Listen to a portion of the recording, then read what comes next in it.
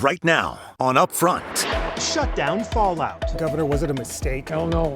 The federal government reopening this weekend after the longest ever federal government shutdown. And now the fallout. He can claw all he wants. He can get his big fingers out there. Wisconsin fully loading food assistance benefits, the Trump administration firing back, and Democratic Governor Tony Evers at the center of it all. Now, our new interview, one-on-one with the governor, the fallout, plus the big issues at the Capitol, all just moments away. Then, inside the final hours, we're planning not to miss the vote as long as flights are on time. Wisconsin front and center as flight delays and cancellations intensify. This was the critical juncture. Now, the reignited debate over health care. I voted against the bill in front of the Senate. Transportation Secretary Sean Duffy, Senator Tammy Baldwin, plus our new one-on-one with Congressman Tom Tiffany, the Republican candidate for governor, is here. This is Upfront with Jaron Jordan and political director Matt Smith. Hi, everyone. Thanks for joining us. The historic government shutdown is over, but the fallout appears to just be beginning. This weekend, air travel starting to return to normal just ahead of Thanksgiving. Federal workers starting to receive back pay, including air traffic controllers. The debate now over health care and Obamacare subsidies set to ignite a furious debate on Capitol Hill. And we'll get to it all. First, though, our exclusive Democratic Governor Tony Evers, who spent the past week taking on President Trump. These are donated. This is all donated from... The week started with Democratic Governor Tony Evers in La Crosse. We were there, touring a food pantry at the height of the shutdown, and a growing legal fight over federal food assistance known as food share in Wisconsin. The state fully loaded November benefits onto Wisconsinites' EBT cards. The U.S. Treasury, though, rejected it, saying the money wouldn't be there to reimburse grocery stores, and the Trump administration told Evers to immediately undo the November benefits and threaten penalties. So take a look at your sheet. It gives the step-by-step instructions on how to build. The governor ended the week Friday at Hunger Task Force in Milwaukee, helping fill boxes that will go to Wisconsinites across the region, touring the facility, and sitting down with us. Have you received any assurances at this point, the $104 million, whatever was not reimbursed by the grocers, that is going to come from the Treasury? Oh, absolutely. Yeah, it is. It's always been my belief that this is a federal issue and that they'll do it.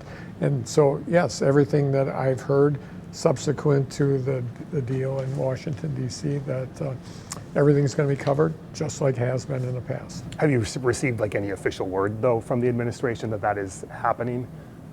Official enough. I mean, Okay. I've heard everything they've talked about, and from what I understand, we heard something yesterday that said they're going to have everything out the door by Monday. That's their goal. Wisconsin was one of, I guess, if not the only state to fully load SNAP benefits onto cards for November. Was that at your direction? Yes, absolutely. I mean, it's always been a federal program. And at that point in time when we made that decision, we had just one at the appellate level. And the administration was talking about, well, this is how we'll do it. And so everything seemed fine. And so we went forward and we were able to do it. It's important.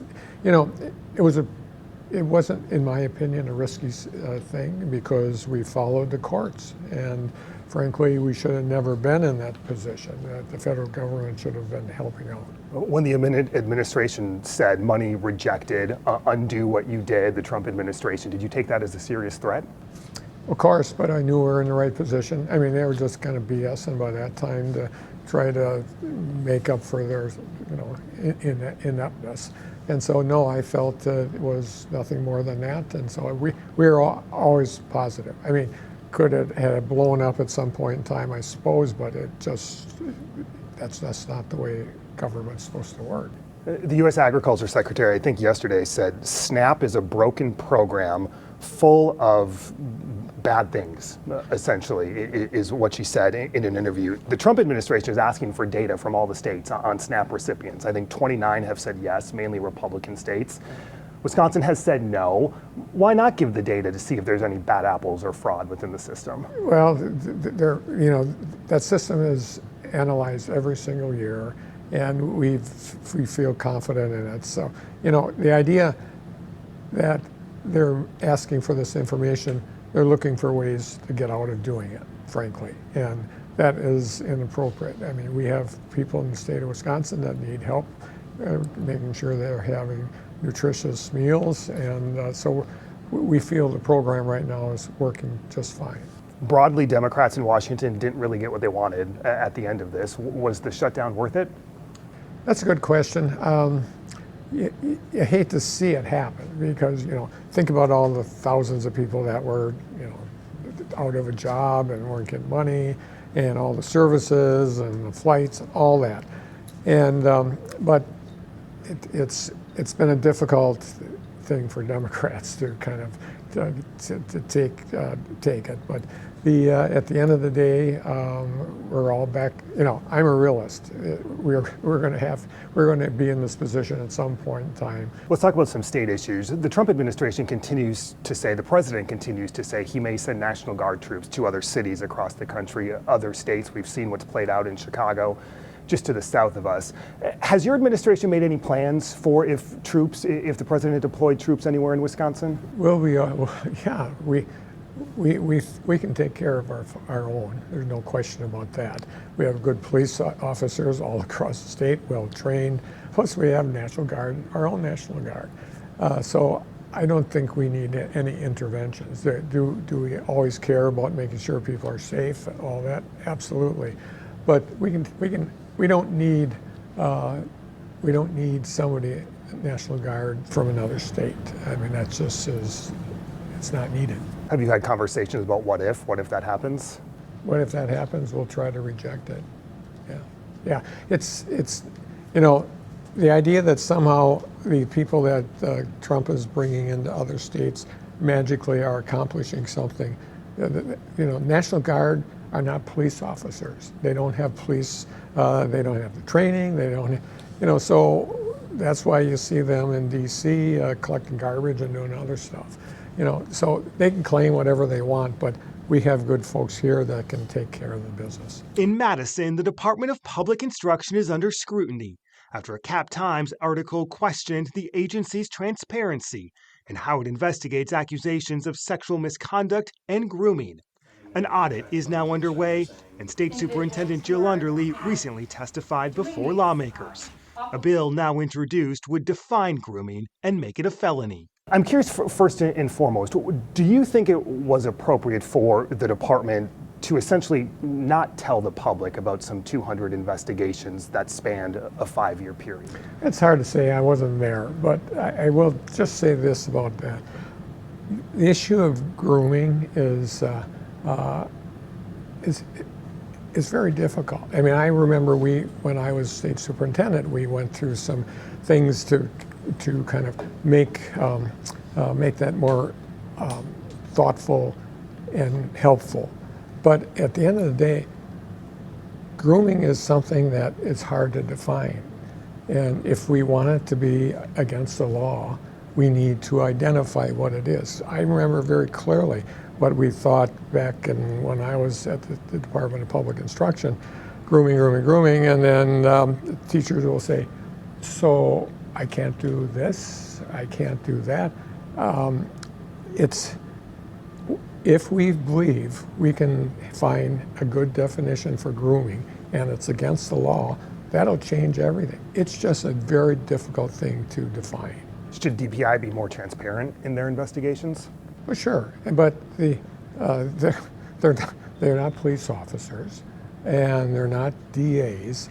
They're teachers, and they're in the Department of Public Instruction. They're state employees.